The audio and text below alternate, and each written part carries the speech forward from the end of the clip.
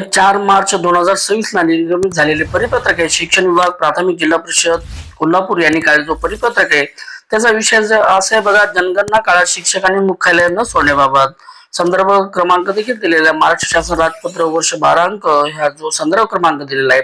उपरोक्त संदर्भीय विषयाचा अनुसरून आपणास कळवण्यास येते की भारताची जनगणना 2027 अंतर्गत घर यादी व घरगणनेचे कार्य दिनांक 16 मे 2026 ते 14 जून 2026 या कालावधीत होणार आहे. तत्पूर्वी जनगणना संबंधित प्रशिक्षणे होऊ शकतात. बघा, हे आपल्या सर्वांना माहिती आहे. आपण जी जनगणना करणार आहोत घरगणना हे दिनांक 16 मे ते 14 जून या कालावधीत करणार आहेत.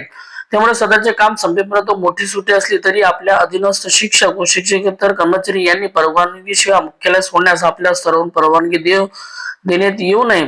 तसेच सर्व शाळेतील शिक्षक व शिक्षकेतर कर्मचाऱ्यांना परवानगीशिवाय मुख्यालय सोडता येणार नाही याबाबत उचित आदेश द्यावेत. संदर्भीय अधिसूचना या ठिकाणी साहेबांची सही आहे.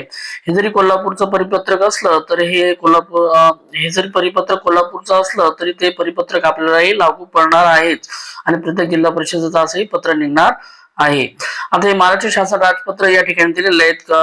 आपण सर्वांना माहिती आहे बघा, आपण जी 2 टप्प्यात जनगणना होणार आहे 2027 ची, या ठिकाणी बघा जनगणना 2027 अंतर्गत राज्यातील घर यादी व घरगणनेचे क्षेत्रीय कार्य दिनांक 16 मे 2026 ते 14 जून 2026 या कालावधीत पार पडेल. तसेच प्रत्यक्ष क्षेत्र कार्याचा प्रारंभ होण्यापूर्वी 15 दिवस म्हणजेच अगोदर आपल्याला 1 मे 2026 ते 15 मे 2026 या कालावधीत स्वगणनेचा पर्याय उपलब्ध असेल आणि आपल्या याच्या अगोदर आपलं एक प्रशिक्षण देखील होणार आहे.